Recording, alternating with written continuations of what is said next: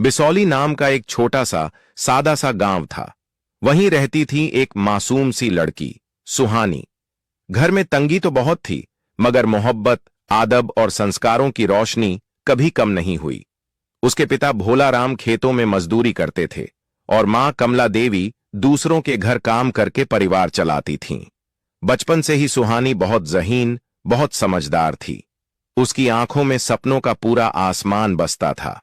लेकिन घर वालों का यह ख्याल था कि लड़की को ज्यादा पढ़ाकर क्या हासिल होगा। इसी सोच में जब सुहानी सिर्फ 15 साल की थी, उसका रिश्ता एक दूर के रिश्तेदार के बेटे जगदीश से कर दिया गया। शादी तो हो गई, लेकिन उम्र कम होने की वजह से सुहानी मायके में ही रही।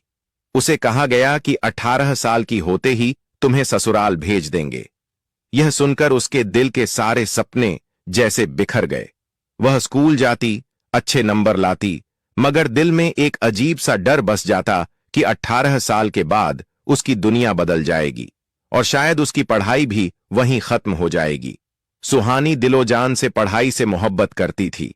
उसका ख्वाब था कि एक दिन वह बड़ी अफसर बने, पुलिस की वर्दी पहने, गाड़ी पर डीएसपी लिखा हो और लोग उसे सलाम करें। समय गुजरता गया। शादी हुई थी, लेकिन जगदीश से कोई गहरा रिश्ता नहीं बन पाया था। फिर भी 17 साल की उम्र में उसने हिम्मत करके पहली बार उससे कहा, क्या मैं आगे पढ़ सकती हूं? पढ़ाई मेरी जान है, मैं कुछ बनना चाहती हूं। जगदीश ने उस वक्त बस यूं ही हामी भर दी, सोचकर कि अब भी मना करेंगे तो लोग बातें बनाएंगे। सुहानी को लगा शायद अब उसकी जिंदगी में कोई नई सुबह आएगी। लेकिन जैसे ही वह 18 साल की हुई, उसे ससुराल भेज दिया गया। ससुराल बड़ा घर था, बड़ा खानदान था और उससे भी बड़ी थीं जिम्मेदारियां। सुबह आंख खुलते ही काम का ऐसा ढेर सामने होता कि सुहानी खुद के बारे में सोच भी नहीं पाती थी। सास सख्त मिजाज की थीं, घर में अनुशासन चाहिए। ससुर पुराने ख्यालात वाले, बहू घर संभाले, यही काफी है। जगदीश एक सरकारी स्कूल में चपरासी था। शादी से पहले उसने वादा किया था कि वह सुहानी को पढ़ने देगा, मगर ससुराल का माहौल आते ही यह बात धुंधली पड़ने लगी। कुछ महीने गुजरे, सुहानी ने हिम्मत जुटाई और फिर कहा, मैं पढ़ाई जारी रखना चाहती हूं, क्या मैं आगे पढ़ सकती हूं? जगदीश ने चौंक कर देखा, अब कैसी पढ़ाई, घर का काम देखो, हमारे घर में कोई लड़की इतना नहीं पढ़ती, तुम्हें भी नहीं पढ़ना है? उसकी यह बात सुहानी के दिल पर जैसे भारी चोट बनकर बैठ गई। लेकिन उसने उम्मीद नहीं छोड़ी। वह सोचती रही, शायद एक दिन जगदीश समझ जाएगा। मगर वक्त के साथ जगदीश का स्वभाव और भी कड़क होता गया। छोटी छोटी बातों पर नाराज हो जाना, ऊंची आवाज में बोलना, सब आम हो गया। एक रात बहुत हिम्मत करके सुहानी ने फिर कहा, जगदीश, मैं बस थोड़ी सी पढ़ाई करना चाहती हूं, घर का काम भी करूंगी, पढ़ाई भी, बस इजाजत दे दो। जगदीश ने बात सुनते ही आंखें तरेरीं और तुनक कर बोला, तुम्हें कितनी दफा समझाना पड़ेगा? मैंने कह दिया ना, आगे पढ़ाई की कोई जरूरत नहीं, दोबारा ये बात जुबान पर मत लाना। धीरे धीरे यही गुस्सा रोज का मामला बन गया। छोटी सी बात भी बहस में बदल जाती और बहस झगड़े में। सुहानी की हालत देखकर कभी कभार सास ससुर भी बीच में बोलते, मगर उनकी सोच भी वही पुरानी थी। लड़की का काम तो घर संभालना ही है। अब सुहानी के चेहरे की चमक कम होने लगी थी। पहले जैसा जोश नहीं बचा था, मगर दिल के किसी कोने में उसका सपना अभी भी जिंदा था, टिमटिमाती हुई लौ की तरह। वह चुप रहती, पर अंदर से टूटती जा रही थी। उसे लगता मानो उसकी जिंदगी धीरे धीरे उसकी मुट्ठी से फिसल रही हो। एक दिन बड़ी बहस के बाद जगदीश ने पहली बार उस पर हाथ उठा दिया। सुहानी के दिल में जैसे हजारों शीशे टूट गए। यही वो शख्स था जिसने कभी वादा किया था कि वो उसे आगे बढ़ने देगा, और आज वही उसके रास्ते की सबसे बड़ी दीवार बन गया था। दिन बीतते गए और हालात और बदतर होते गए। जगदीश रोज खेत से लौटकर किसी भी छोटी बात पर चिल्ला उठता। गुस्सा अब उसका स्वभाव बन गया था। सुहानी हर बार चुप रहती, क्योंकि उसे महसूस होने लगा था कि हर झगड़ा उसके सपनों से एक कदम और दूर कर देता है। रातों को उसका दिल चुपचाप रोता। दिन में वह मुस्कुराने की कोशिश करती, मगर अंदर ही अंदर घुटती जा रही थी। कई बार उसने सोचा, अगर मैं इस गांव से बाहर जाकर पढ़ सकूं, तो शायद जिंदगी बदल सकती है। उस रात भी जगदीश का गुस्सा हद से बढ़ गया था। अपमान की आग में तड़पती हुई सुहानी अपने कमरे में अकेले बैठी थी। खिड़की से आती हल्की चांदनी कमरे में फैल रही थी। सब कोई सो चुका था, लेकिन उसकी आंखों से नींद बहुत दूर थी। उस पल एक चीज पहले से ज्यादा मजबूत हो चुकी थी, उसका इरादा। सुहानी ने मन ही मन फैसला कर लिया, अगर मैं यहीं रही तो मेरी जिंदगी इसी तकलीफ में खत्म हो जाएगी। न सपने बचेंगे, न मेरी इज्जत। मुझे यहां से जाना ही होगा। उसने कांपते हाथों से एक छोटा कागज और पेन उठाया। दिल धड़क रहा था, मगर उसने लिखना शुरू किया। जगदीश, जब मैं सिर्फ 15 साल की थी, तब हमारी शादी हुई थी। मैंने कभी तुम्हें अपना दुश्मन नहीं समझा। मुझे उम्मीद थी कि तुम मेरा साथ दोगे, लेकिन तुमने मेरी हिम्मत तोड़ दी। मैं तुम्हें छोड़कर जा रही हूं, क्योंकि मेरे सपने अब भी जिंदा हैं। मैं एक दिन अफसर बनकर वापस आऊंगी। नोट लिखकर उसने उसे तकिए के पास रख दिया। फिर धीरे धीरे कमरे से बाहर निकली। सास, ससुर और जगदीश तीनों गहरी नींद में थे। रात की हवा में डर भी था और आजादी की खुशबू भी। सुहानी ने अपनी कुछ जरूरी चीजें एक छोटे थैले में रखीं और घर के बाहर कदम रख दिया। गांव की गलियां अंधेरे में डूबी थीं। दूर कहीं कुत्तों के भौंकने की आवाज आ रही थी। वह तेज कदमों से चलने लगी। डर था, लेकिन उसके सपने उससे भी बड़े थे। स्टेशन गांव से 5 किलोमीटर दूर था। कोई सवारी नहीं, बस उसके पैर और उसका इरादा। रास्ते में कई बार लगा कि कोई देख न ले, मगर वह रुकी नहीं। उसके दिल में बस एक ही आवाज गूंज रही थी, मुझे अफसर बनना है, मुझे अपनी जिंदगी बदलनी है। करीब 1 घंटे बाद वह स्टेशन पहुंची। पैसे बहुत कम थे, फिर भी उसने दिल्ली का टिकट लिया, क्योंकि उसे पता था बड़े सपनों के लिए बड़ी जगह चाहिए। सुबह होने से पहले ट्रेन आई। धड़कते दिल के साथ वह उसमें चढ़ गई। खिड़की के पास बैठकर उसने बाहर झांका। अंधेरा धीरे धीरे पीछे हट रहा था और सुबह की हल्की सी रोशनी क्षितिज पर उभरने लगी थी। सूरज की पहली किरण जैसे उसके दिल से कह रही हो, तेरी जिंदगी भी अब रोशन होने वाली है। दिल्ली पहुंचने में कई घंटे लग गए। वह इस बड़े शहर में बिल्कुल अकेली थी, मगर हिम्मत उसके कदमों के साथ चल रही थी। पेट में भूख थी, बदन में दर्द था। शहर पहुंचते ही वो रहने की जगह तलाश रही थी। कई मकानों में पूछताछ की, पर किराया इतना ज्यादा था कि उसके पास उम्मीद से ज्यादा कुछ नहीं था। यही उसका नया आसरा था, यही उसकी नई जिंदगी का पहला पन्ना। सुबह 4 घरों में काम, दोपहर में पुरानी किताबों को खोलकर पढ़ाई, शाम को फिर काम और रात को कम नींद, ज्यादा मेहनत। कई बार थकान से शरीर टूटने लगता, लेकिन उसकी आंखों में एक ही सपना चमकता था, अफसर बनना। उसे मालूम था कि यूपीएससी का रास्ता आसान नहीं, मगर आसान रास्ता उसे चाहिए भी नहीं था। धीरे धीरे उसने पढ़ाई पकड़नी शुरू की। कुछ नए दोस्त मिले, कुछ हिम्मत देने वाले लोग मिले।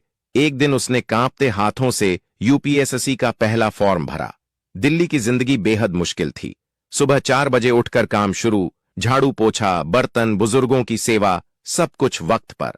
इन कामों से जो 10,000 रुपए आते थे, उसी से खाना और पढ़ाई सब चलता था। शाम तक उसका शरीर थककर चूर हो जाता, लेकिन जैसे ही वह अपने छोटे से कमरे में कदम रखती, उसी वक्त अंदर एक नई ऊर्जा बहने लगती। एक कमरा, एक बल्ब, एक कुर्सी और पुरानी मेज, बस इन्हीं चीजों के सहारे वह देर रात तक पढ़ती रहती।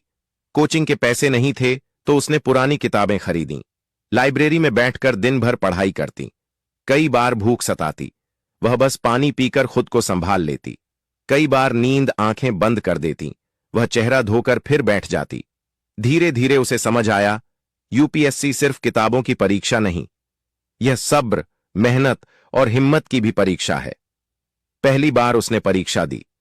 एग्जाम सेंटर में वह बहुत घबराई हुई थी। हॉल में बैठे लड़के लड़कियां सब पढ़े लिखे, आत्मविश्वास से भरे हुए। एक पल को उसके दिल में आया, क्या मैं इन सबके सामने टिक पाऊंगी? मगर अगले ही पल उसने खुद से कहा, जिसने इतना सफर अकेले तय किया है, वह ये पेपर भी दे सकती है। उसने पूरे दिल से परीक्षा दी, लेकिन जब रिजल्ट आया, वह प्रीलिम्स में रह गई। उसका नाम सूची में नहीं था। उसकी उंगलियां कांपने लगीं, पैर जैसे सुन्न हो गए। कमरे का बल्ब बुझा हुआ था और उसके अंदर भी अंधेरा उतरने लगा था। उस रात वह बहुत रोई। छोटी छोटी सिसकियों में उसका दर्द बहता रहा। उसे लगा जिंदगी फिर से उसके साथ खेल रही है। माता पिता का चेहरा याद आया, ससुराल की बातें याद आईं, जगदीश की मार, अपमान, सब कुछ। एक पल को लगा शायद सब खत्म हो गया है। तभी उसके कमरे का दरवाजा खटखटाया गया। बाहर उसकी पड़ोस की लड़की पूजा खड़ी थी, जो खुद 4 साल से यूपीएसएससी की तैयारी कर रही थी। उसने सुहानी की हालत देखी और धीरे से कहा, सुहानी, हार मत मानो। पहली कोशिश में चयन होना बहुत मुश्किल होता है। तुमने 1 साल में जितना किया है उतना कोई आसान रास्ता चुनने वाला नहीं कर पाता। तुम्हारी मेहनत कहीं खो नहीं रही, बस एक बार और कोशिश करो। पूजा की बात उसके दिल में एक चिंगारी की तरह उतर गई। पूजा ये कहकर चली गई। सुहानी ने आंसू पोंछे और खुद से बोली, मैंने अपनी जिंदगी बदली है, तो भला एक इम्तिहान मेरी जीत कैसे छीन सकता है। अगले ही दिन वह फिर लाइब्रेरी पहुंची, फिर वही पुरानी किताबें, फिर वही मेहनत का सफर, मगर इस बार पहले से ज्यादा जुनून के साथ।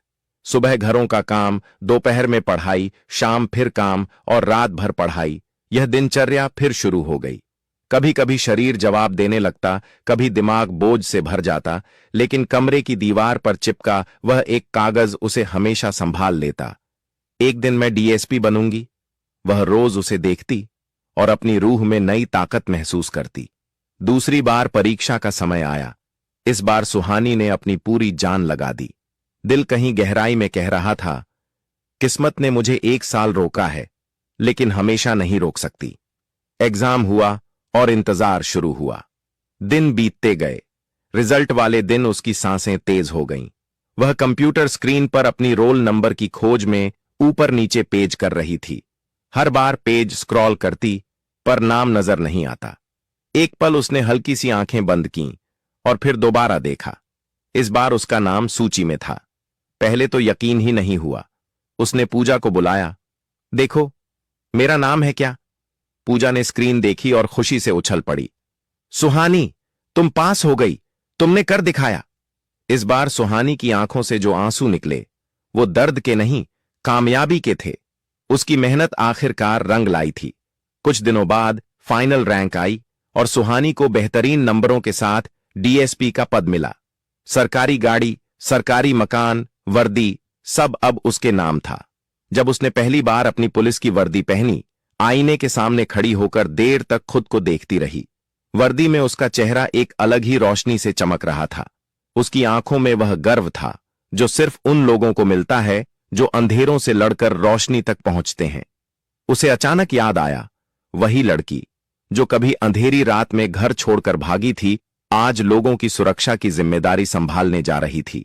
उसने आसमान की तरफ देखा और धीरे से कहा, शुक्रिया भगवान, मेरी मेहनत को मंजिल मिल गई। डीएसपी बनने के बाद उसकी जिंदगी पूरी तरह बदल चुकी थी। अब गाड़ी भी थी, वर्दी भी, सम्मान भी और समाज में एक अलग पहचान भी।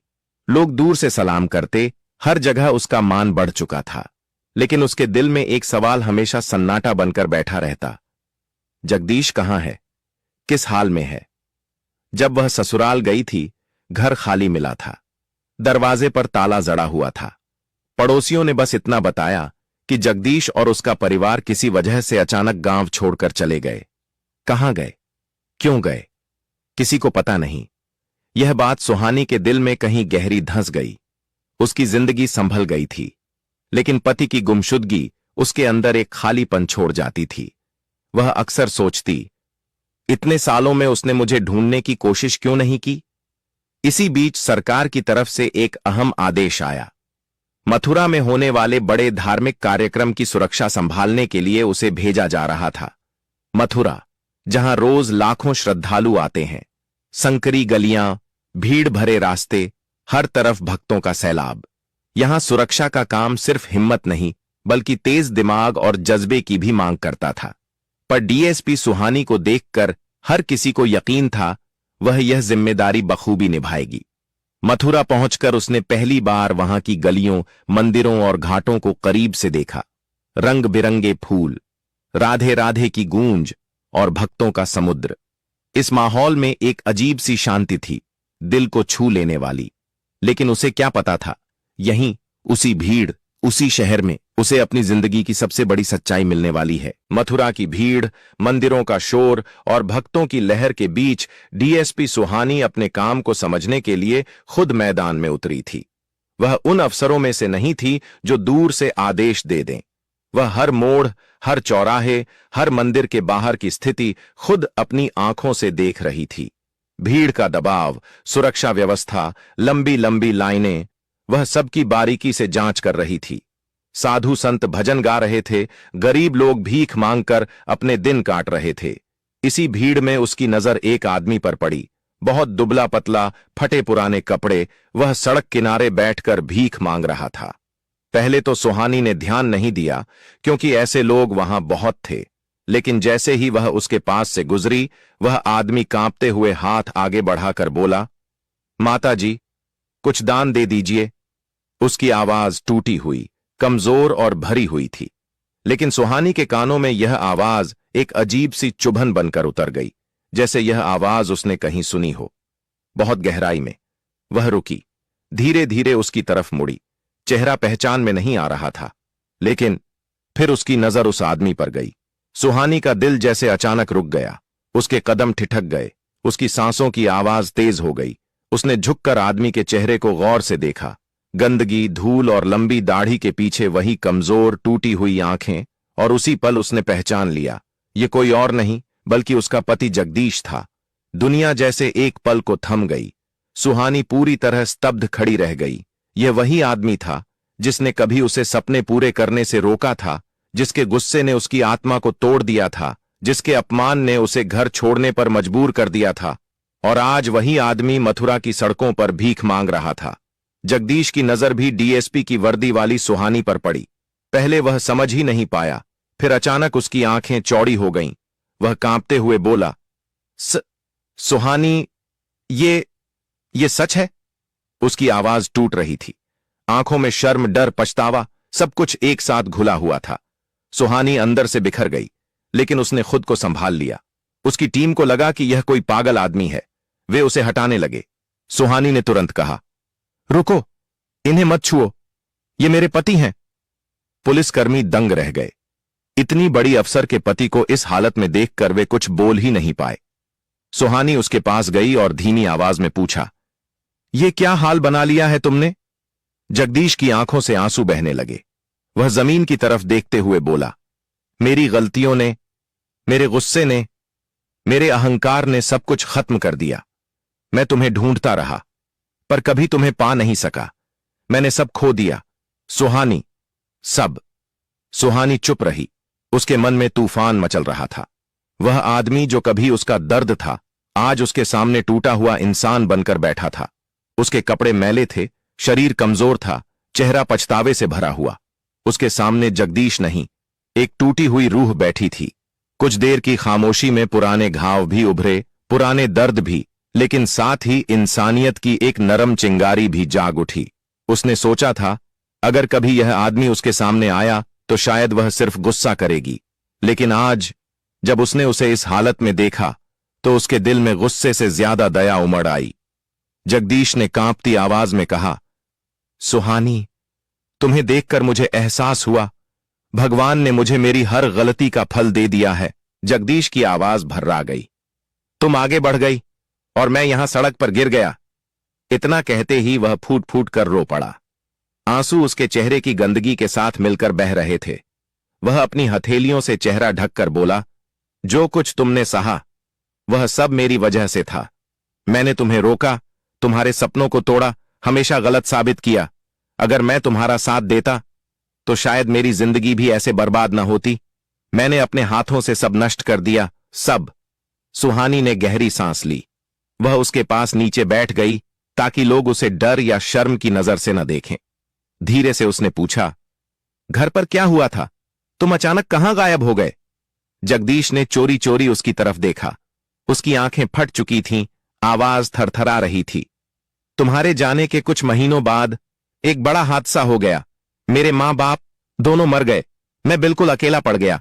वह बोलते बोलते रुक गया, गला जैसे जाम हो गया था। कुछ पल बाद उसने खुद को संभाला। मैं अंदर से टूट चुका था। गुस्सा मेरे स्वभाव का हिस्सा बन गया था। मैं गलत लोगों में पड़ गया, नशे की लत लग गई, घर बिक गया, जमीन चली गई, आखिरी कमाई भी शराब में डुबा दी। आखिर में मेरे पास न घर था, न पैसा, न कोई अपना, बस अकेलापन और बर्बादी थी। सुहानी की आंखें भर आईं। उसने कभी सोचा भी नहीं था कि वह आदमी जिसने कभी उसे दबाया था आज खुद ऐसी जिंदगी जी रहा होगा। दुनिया में बहुत लोग गलतियां करते हैं, लेकिन बहुत कम लोग अपनी गलती स्वीकार करते हैं। सुहानी ने नरम आवाज में कहा, जगदीश, हां, तुमने गलतियां की, लेकिन इंसान गलतियां करता है। अगर तुम सच में बदलना चाहते हो तो जिंदगी तुम्हें एक और मौका जरूर देगी। जगदीश ने कांपती आवाज में पूछा, क्या क्या तुम मुझे इस हालत से निकालने में मदद करोगी? मुझे पता है मैं तुम्हारे लायक नहीं हूं, लेकिन मैं फिर से जीना चाहता हूं। तुम्हें देखकर हिम्मत मिल रही है। सुहानी ने उसके कंधे पर हाथ रखा। मैं तुम्हें अपने घर वापस नहीं बुला रही, ना ही मैं सब कुछ तुरंत भूल सकती हूं, लेकिन मैं तुम्हें उठने में जरूर मदद करूंगी। बदलने का फैसला तुम्हें लेना है, रास्ता मैं दिखाऊंगी। जगदीश फिर रो पड़ा, हाथ जोड़कर बोला, मैं बदल जाऊंगा सुहानी, बस एक बार सहारा दे दो, मैं खुद को साबित कर दूंगा। उस पल मथुरा की हवा जैसे थम गई। दूर मंदिरों में मंगला आरती की घंटियां बज रही थीं। माहौल में एक अजीब सी पवित्रता थी, मानो भगवान खुद इस पल को देख रहे हों। सुहानी ने तुरंत अपनी टीम को आदेश दिए, इन्हें साफ सफाई कराओ, खाना खिलाओ और डॉक्टर को दिखाओ। कुछ ही घंटों में उसका चेहरा धुल गया। लंबी दाढ़ी काट दी गई, बाल ठीक कर दिए गए, कपड़े बदल दिए गए। वह पहले जैसा तो नहीं लगा, लेकिन अब कम से कम एक इंसान की तरह दिखने लगा। सुहानी उसे पास के हॉस्पिटल ले गई, जहां लोग नशे की गिरफ्त से बाहर निकलकर अपनी जिंदगी दोबारा शुरू करते थे। डॉक्टर ने कहा, मैडम, हम इनका पूरा इलाज करेंगे, समय लगेगा, लेकिन यहां इन्हें अच्छा माहौल मिलेगा। जगदीश डरते हुए बोला, तुम मुझे छोड़कर चली तो नहीं जाओगी? सुहानी हल्का सा मुस्कुराई, नहीं, मैं तुम्हें छोड़कर नहीं जाऊंगी, लेकिन मैं तुम्हें उस जिंदगी में भी वापस नहीं ले जाऊंगी जहां से मैं भागकर आई थी। तुम्हें पहले खुद को सुधारना होगा। जब तुम अपनी जिंदगी संभाल लोगे, तब हम दुनिया को बताएंगे कि गलती करने वाला इंसान भी अगर सच्चे दिल से पछता ले तो जिंदगी उसे दूसरा मौका देती है। जगदीश पूरी तरह ठीक हो गया। लत छुड़ गई, शरीर संभल गया, चेहरा फिर से इंसानियत की रोशनी से भर गया। और यहीं यह कहानी खत्म होती है। लेकिन सुहानी की ताकत, जगदीश का पछतावा और जिंदगी का दिया हुआ दूसरा मौका लोगों के दिलों में हमेशा जिंदा रहेगा।